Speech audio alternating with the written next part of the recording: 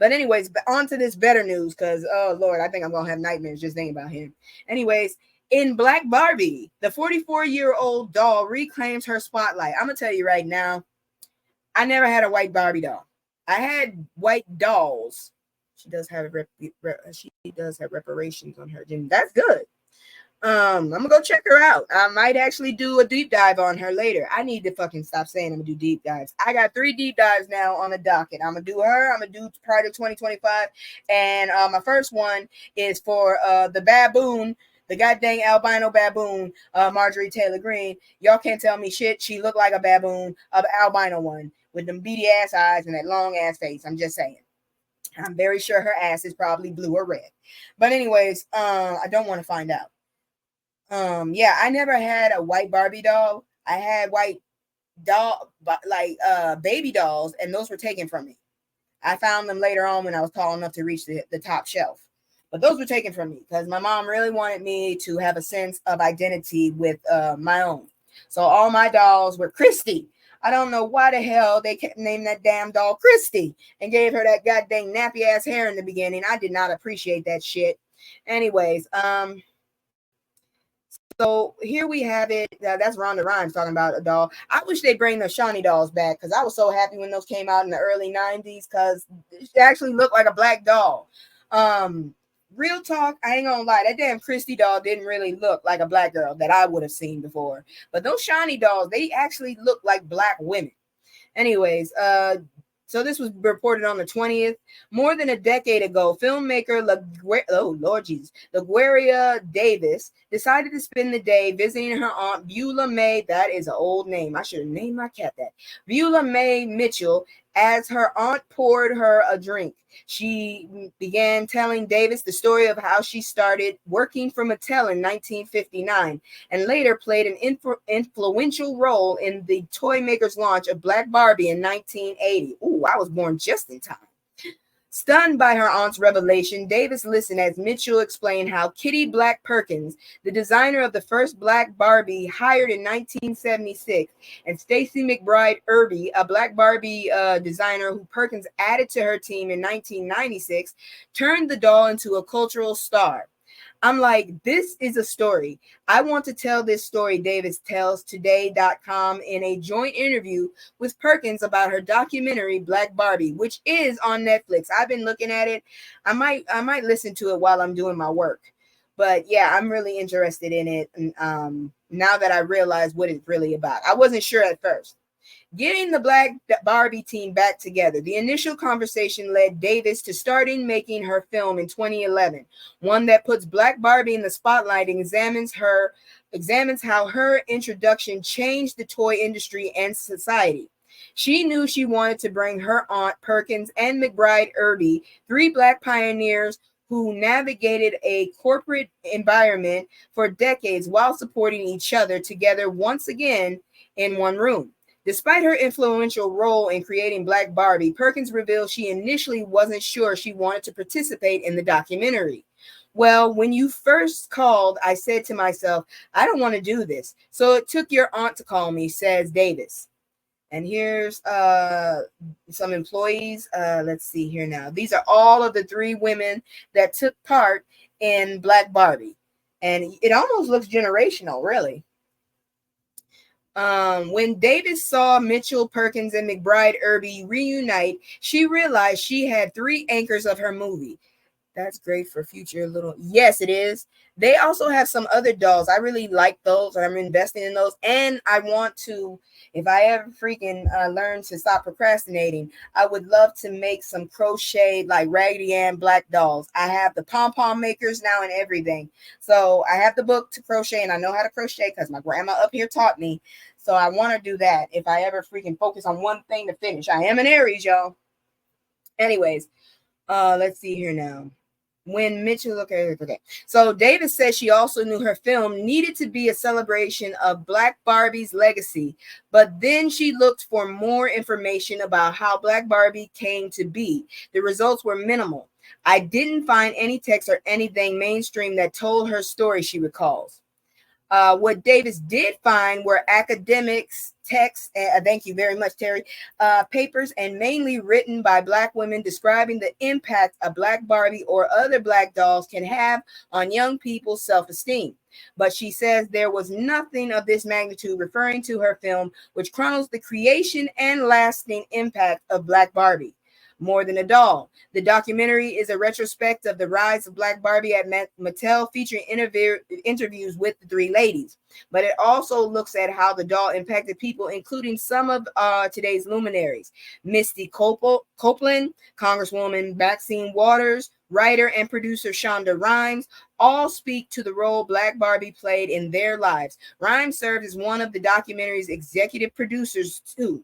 Rhimes shares in a separate interview with Today.com that the film isn't simply about a doll. She says it focuses on the representation of women of color in culture in general. And it's really also about the magic of play, what that means for children, and how powerful it can be. I just thought of a great birthday gift for my mother. I hope I can find it.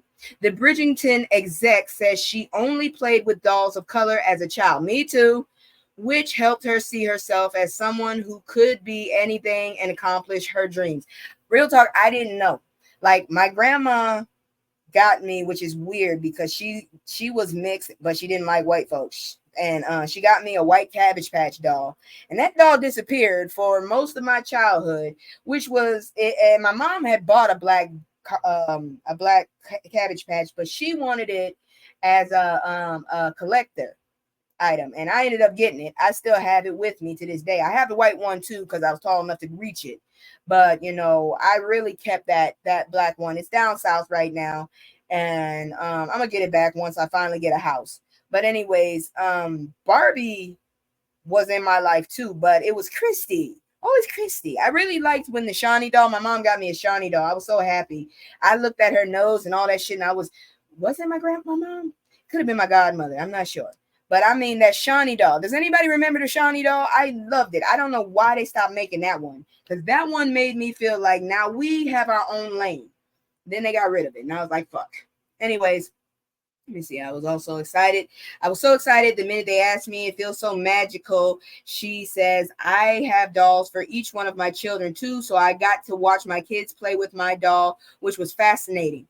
Before 1980, it wouldn't have been possible for Ryan's children to have that experience with Black Barbie. Mattel created Barbie in 1959, but it wasn't until 1968 that the toy maker released a line of Black dolls called Francine and Christy.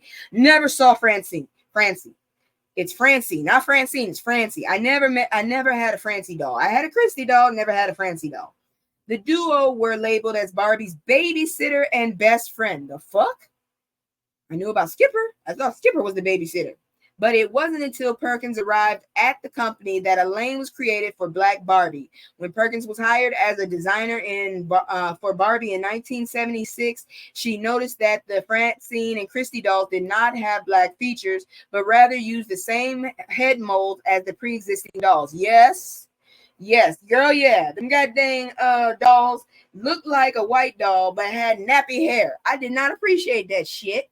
Man, can I get a variety hair, please? Why is it always that afro? Shit. There was a need for the little Black girl to really have something she could could play with that looked like her. Perkins says in the documentary, I wanted her to reflect the total look of a Black woman. When Black Barbie was released in 1980, Perkins says in the movie that she knew something was different, but didn't fully grasp the magnitude of a Black doll stepping into the role of heroine. Looking back at Black Barbie launch, man, apparently it didn't get out to enough of us, because I don't remember having a Black Barbie until I got like a little older. Perkins tells Today.com that Mattel did not anticipate the success of Black Barbie. I think that Mattel didn't really know what they had done in the beginning, she says. Real talk, I've been collecting the Black OMG dolls. I don't know why. They're cute to me. Their faces aren't realistic, but they're cute to me. So I've been collecting them whenever I have some extra money, which has not been for about a year or two. But I also what you call it, I also plan, if I had a girl, if I have a girl, I'll give those dolls to her. But all of the dolls are black. I collect them, and once I get enough money, I'm gonna start collecting them again. I really just like their style. The OMG dolls, I really do like them, and they're big as hell. God dang. No way my child would choke on that shit unless they got the accessories, which they will not until they're older. Oh, here it is. The company later released a line of black dolls called Shawnee that Perkins also worked on. I love those dolls. I got one for Christmas. I wanted all three of them because they were three shades. There was a light skin one, there was a dark skin one, and there was a medium one, and that was Shawnee. And I wanted the other two. They had their own names too, but all I got was Shawnee, the medium one, and an MC Hammer doll. And apparently MC Hammer doll, that's good. You have a collection. Girl, yeah, I like them, but now I'm a little upset because, I couldn't take them all. I didn't take all of them. I got some down south right now. I'm just mad that like my shit is down south and I can't continue with my little, collection. With Shawnee Perkins ads, I think they realized they didn't put enough behind Black Barbie when she was started, so they corrected that mistake. And none of these are Shawnee. Real talk. I don't know who these dolls are. These are the black dolls. These are the black dolls that Miss Davis Chronicles. So here they go. Some of them got different hairstyles, and I appreciate that. You got an albino one right there, and she's skinny as hell.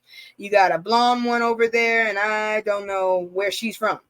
Because let's be real. The women with the blonde hair naturally, they're from somewhere. I just don't know where. So, how much did Black Barbie change things? In recent years, Mattel has continued to release dolls that are more inclusive. I've been seeing them. They're not bad. The company announced in 2019 that a line of dolls would include wheelchairs, those are the ones I'm talking about, removable prosthetic legs, and different body types. The following year, Mattel added dolls with vitiligo and no hair. In 2023, Mattel debuted a doll with Down syndrome. How do you do that? Okay. Perkins says when she retired from Mattel in 2003, she would not have predicted the company's recent shift. I do know that Black Barbie was really responsible for opening that door, she says. She mentions, hey girl, I'm driving and listening to you. Let me go ahead. I hope you got my message about that strike, because I covered you under my account now, so you shouldn't have any more problems with that. Let me see here now. Y'all go check out House of Queens TV. She's that last video you did, I think it went viral. I kind of want to see it, but I don't like death. I just don't. But I do like the fact that you did honor that woman. It looked like you really did take time on that, and it got high numbers. So hey, girl, you might be getting a check. Who knows? I hope you do. Where was I? We doing some educational stuff about Black Barbie. Let's see. Where was I? She mentions that Mattel's line of Black History Month dolls, I've been looking at those. Those are kind of cool, including historical figures like Madam C.J. Walker, Bessie Coleman, and Ida B. Wells dolls. Y'all, if you get a chance, let me know if you find a Black Barbie Michelle Obama. I would like that doll for my mom. I really think that in itself is a it in it. Let me start over. I really think that in itself is a really a plus. Perkins continues, because that allows the child to learn Black history as they are playing, and I think that it adds to their self-esteem. I think it was a really positive effect on the Black community. You know what, y'all? I am going to do this. I am going to do a Saturday. I haven't done it in a while. I'm gonna do a movie night Saturday in the Discord. And I am going to do a movie night and show this documentary on Netflix. So if you're interested, if you're watching the playback, if you know me some kind of way, or if you're interested, message me on in the comments. If you don't have a Discord invite, I will send it to you. If you're cool people, if I don't know who the hell you are, you're on. You might just get kicked out after. I'll let you watch it, but if I don't know you like that, I might have to kick you after, because that's scary. Oh, girl, yes, I do movie nights, but I haven't done it in a while because I was going through like a selfish mode where I just wanted to be by myself and I really wanted to be left alone. Okay, I'm gonna send it to you after the show. We didn't really have Barbie dolls growing up. We played with pugs and bicycles. I was lucky. I had both. I never really had a big wheel, but I had a Smurf car that I had to pedal. I was cool like that. But I didn't learn how to ride a bike until I was 9, but that's because I didn't want to hurt myself. But roller skates, I had some white Barbie ones. Those were only white Barbies you were going to see was the roller skates. They were purple. I like pink. I don't know why they got me purple. But anyways, where was I? So because that allows the child to, okay, I really think that in itself is a very, because that allows the child to learn Black history as they are playing. So if I have a little girl, I'm gonna get her that. Fuck y'all with that shit. I'm sorry. Maybe I'm closed-minded. I just don't feel comfortable buying a Barbie doll for a little boy. Just letting you know. Anyways, now if he wants that damn thing, I might get it for him, but I'm not gonna. I'm sorry, I'm not doing it.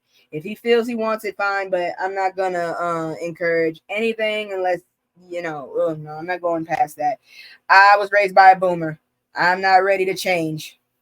I accept whoever the hell I have, but I'm not endorsing shit. They find out who the fuck they are on their own. Anyways, yeah, this is what this world has done to me. I am always on 10 now. I don't know who the fuck I'm gonna offend. I don't know who gonna offend me. I just want to mind my damn business. Let me see. Because that allows the child to learn, I think that it is a really positive effect on the Black community. Real talk, I used my Barbie dolls until I was about 11. I used them as guns. And when I was like, before I was 6, I used them as chew toys. I have an oral fixation. I like to chew shit. So don't go there and think something nasty. Shit goes in my mouth, it get chewed the fuck up. That's what happens. And I got some I broke those teeth x-rays when I was little. My mother threatened life and limb if I broke another one. So yeah, it's not a safe thing. I like to bite. Let me see here now. Black Barbie question in its 3rd chapter, how effective the inclusive dolls actually have been for Black children. This section of the movie is filmed after the wave of Black Lives Matter protest in 2020. Davis shares that the impact of the movement helped her get more interest funding for her film. All of a sudden, the project had a relevancy that it didn't have before because of what was going on in the world at that time, she says. Then after that, we had the DEI and the Black Square and all of these things. And so I think for me, DEI and the performative nature of that found its way into the documentary as well. Her film shows Black children participating in an experiment where they have to choose the real Barbie from a row of dolls with different races and ethnicities. Many of the children said that the blonde Malibu Barbie was authentic one. Just like they did that stupid ass thing where, tell me which doll is the good one. Tell me which doll is the bad one. Yeah, that one. Paul Mooney did a whole cut fucking piece on that shit. Man, y'all better quit with these damn dolls. These damn doll tests. Anyways, a teenager named Kaden Jackson is interviewed with her mom, Nichelle Jackson, about the success of Black Barbie. Kaden says that she doesn't believe Black Barbie will be successful as a standalone character because the world is predominantly white. Truth be told, it is not. The country is predominantly white. Actually, the world is predominantly brown, and white people are actually about what, 10%? I'm just saying. Anyways, Davis is surprised by this response and reveals in a voiceover that the teenager is actually her niece. Davis opens up more to Today.com about Caden's shocking reply and its significance. There are children who still are thinking this way, that the main character energy is not there because of what they're seeing in the media and who they're seeing do things, she says. She hopes the movie inspires more little boys and girls to become Black designers, replicating what Perkins did with Black Barbie. We're not seeing a lot of that now, she says. Bill Greening, and the principal designer on Barbie's signature line, is interviewed for Black Barbie and confirms that Mattel does not currently have a Black designer on its team.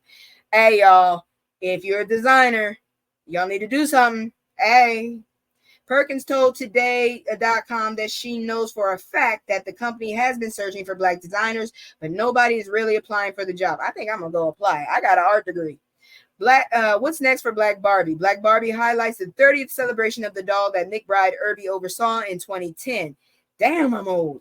Perkins is working with the Greening for a new collector Black Barbie to be released in 2025 for the 45th anniversary. An additional message also says Mattel has launched a FLIP, Future Leaders in Play program, that gives internships to Black undergraduate students across the country and has provided other opportunities like working with Black Student Union of Otis College of Arts and Design to increase diversity.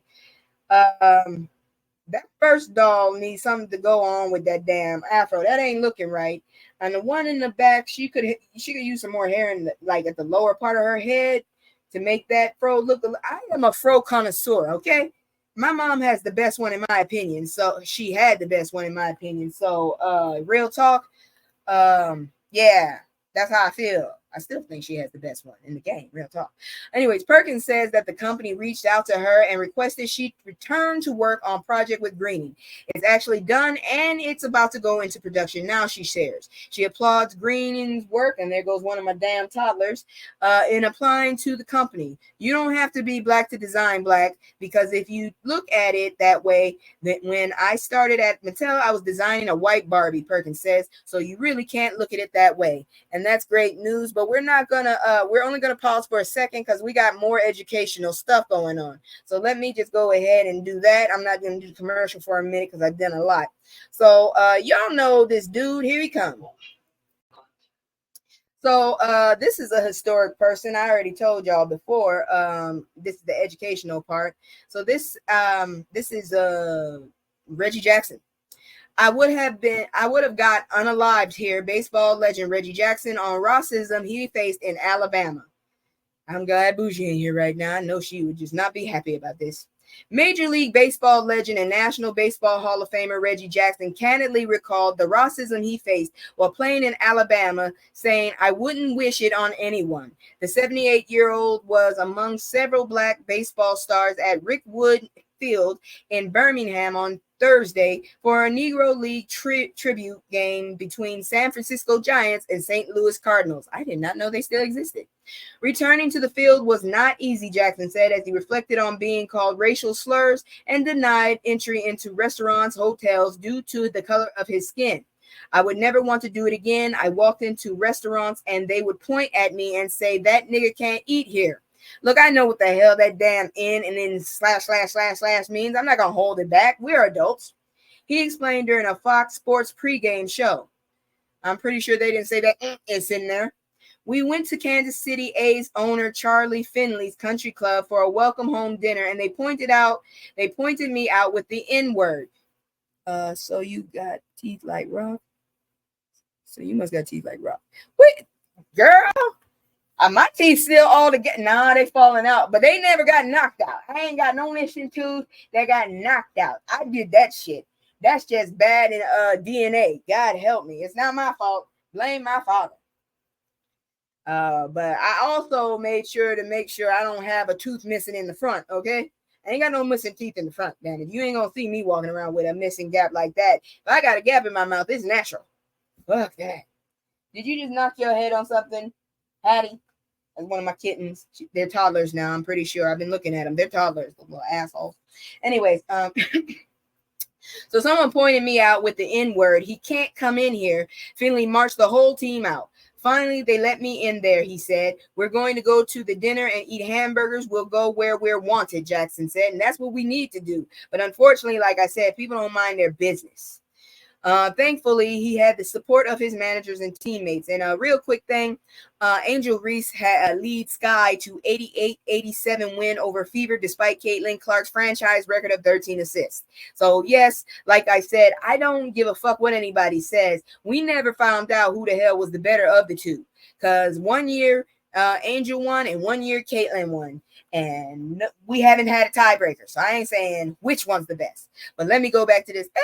Hey, Miss Bev, how you doing? Just tuning in to listen before I go to bed. It's been a long day for me. Well, girl, get your rest. Anyways, going back to this. Fortunately, I had a manager, Johnny McNamara. If I couldn't eat in a place, nobody would eat. We'd get food to travel. If I couldn't stay in a hotel, they drive to the next hotel and find a place where I could stay, he said. That's good. Damn, that's good. Had it not been for Rolly Fingers, Johnny McNamara, Dave Duncan, Joe, and Sharon Rudy, I slept on their couch 3-4 nights a week for about a month and a half. Finally, they were threatened that they would burn our apartment and complex down unless I got out. You know, something wrong with y'all motherfuckers. See, had you minded your business, you wouldn't have known the man was living there. Oh, Lord. Give me a second here. Wait a minute. Give me another second. What happened? You said I was talented. What did I say I was gonna do? I forgot. um, but anyways, I had a cotton throat or whatever. My throat was sticking to itself. That's a horrible feeling. Anyways, Jackson started out his career playing for the Birmingham A's in the A's as an asshole, if you ask me. In the minor leagues, the then you were saying the designer thing. Girl, it takes me some time to remember shit. My brain is always going. If I could stop thinking for 10 minutes, I probably would be so relaxed I'd just probably pass on. Shit, I'm so wound up. That's what happens when you have a lot of anxiety, y'all. Mental illness. Anyways, with home games at Rickwood Field in 1967, he went on to have 21-season MLB career with the Kansas City A's, which later moved to become the Oakland A's, and also played with the Baltimore Orioles, New York Yankees, and Los Angeles Angels. But his time in Birmingham was a stark one, roiled with racism and the terror of the KKK. The year I came here, Bull Connor was the sheriff. The year before, they took minor league baseball out of here because in 1963, the Klan unalived 4 black girls at a church here. Y'all remember that? God dang. I should have ate before I did this. I'll eat afterwards. But anyways, that was the Baptist Street church bombing in Birmingham, where the Klan members set off a dynamite bomb in the black church, unaliving 4 little girls and injuring more than 20 inside the FBI. What the FBI described as a clear act of racial hatred. And right then, we could have had a goddamn hate crime for us. So many opportunities. We could have had a hate crime for us. You know, a hate crime law. And we still ain't got one. I'm just saying. I wouldn't wish it on anyone. At the same time, had it not been for my white friends, had it not been for a white manager and Rudy Fingers and Duncan and Lee Myers, I would have never made it, Jackson said. Look, not all white people are bad, and I'm going to tell you right now, not all white people are bad. Unfortunately, in my opinion, I'm not too crazy about it, but yeah, I got white relatives too. There are allies, but they're very far in between, and you get a few of these bastards that call themselves allies, and they're really not. They just want clout. So I'm not saying everybody's bad, but I'm telling you right now, these assholes that cause this fuckery and shit, yeah, they loud and proud, and boy, do they make it feel like there's more of them than others. Anyways. He said, I was too physically violent. I was ready to physically fight somebody. I would have got unalived here because I would have beat someone's ass and you would have saw me in an oak tree somewhere. He added. That's why a lot of people in this age cannot go back to, the past. They ain't built for that shit.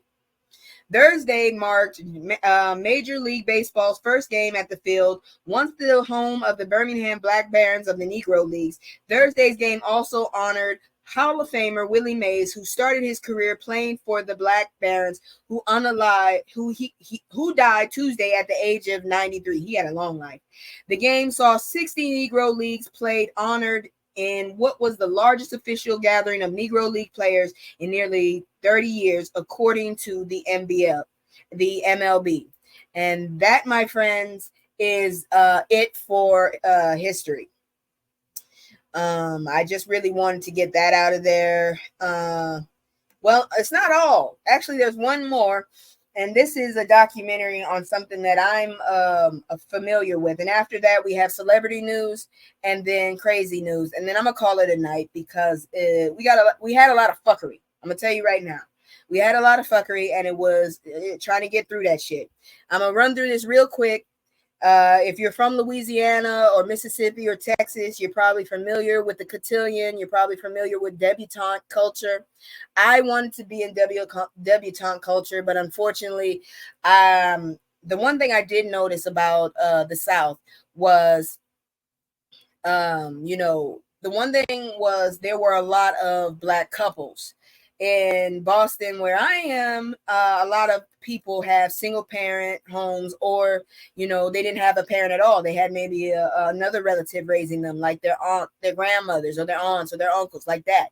So I wasn't familiar with it, and it kind of hurt, I think, my mother and my feelings. The fact that I didn't have, a male figure to come with me. So I wasn't able to debut. I really wanted to debut with a friend of mine. I was going to be a Zeta Phi Beta with her, but it kind of hurt because I didn't have a steady male figure to come to those events. So I had to do what I had to do and just accept it. It was a sour pill to swallow, but I did it. I'm fine. I ended up joining a sorority, and now I'm just not for it, because now I'm like fucking what you call it. I'm non-collegiate, but I'm also inactive. So that's it. That was my little moment in the spotshine. But here we go with this. And then the smoke got me. So documentary shines a light on cotillions. Give me a second here. Cotillions as a way to celebrate the Black girlhood, and I really wanted to do that. I ended up in a white dress, but it was for Honor Society. Yeah, that would be a great job for you. I'll try. Shit, I applied for a marketing job at my own company. They shot me down the day after. That was the fastest I ever got shot down. Shit. But guess what? Next week I'll apply again. What else did you say? Because it's not popping up over here yet. I see you said two things over here. I got two windows open.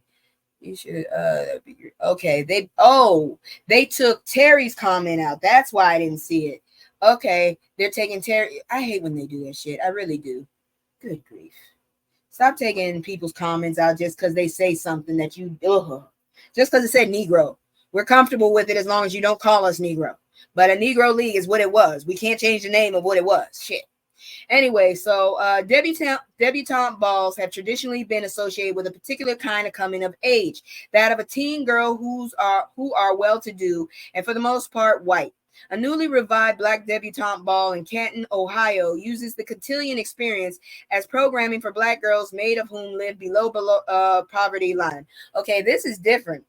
Apparently they ain't been in the South, because Black people have been doing cotillion, and I can promise you a lot of the people that were doing it were not well to do, but they were joining the bottom part of a sorority, and the Divine Nine. I was supposed to be supposed to debutante with the Zeta Phi Beta. Real talk, I really wanted to join the Sigma Gamma Rho. I'm just saying. The Debutantes, which premiered this summer at the Tribeca Film Festival, presents three young Debs, Taylor Bradley, Amelia Bowles, and Deidre Robbins, as they grapple with what it means for them to come of age and mark that transition. Director Contessa Gales wanted the documentary to celebrate Black girlhood before it slips away. For these debutantes in training who reflect on the pressure of paying bills, familial tensions, and discovering themselves in a world where they feel judged, that transition appears to come all too soon. I know a lot of Black girls in particular that are adultified at a young age, Gale said in an interview. It kind of doesn't allow us the opportunity to live fully in our girlhood, and then to make that transition, and then have the transition to be celebrated. The documentary was produced by NBC News Studio, which along with NBC News is owned by Comcast, those bastards. The young women of this 2022 Stark County Debutante Cotillion were the first group in decades to take part in the rite of passage ceremony after Black women in Canton began holding cotillions in 1970. That is so sweet, but I'm just telling you right now, cotillions were still going strong in the South. So I'm not going to go any more into it. I thought it actually was going to be more into that culture in the South, which is still very strong, but I am willing to show this. If I get a hold of this, I am willing to show this during a movie night, or even let's just have it doesn't have to be a Saturday is what I'm saying. A lot of my movie nights can be just random. I will share my screen and watch something, or listen to it while you watch it and I do something else. I have no problem with that. But I do feel like they completely forgot that there is actually a whole culture of that in the South. I know for a fact because, like I said, I wanted to be a part of it. But unfortunately, at that time, we just didn't have what we needed for it. So that's just you. That's just me telling you, cultures differ. Even for Black people, there are different cultures, and sometimes you respond to them in different ways. But anyways,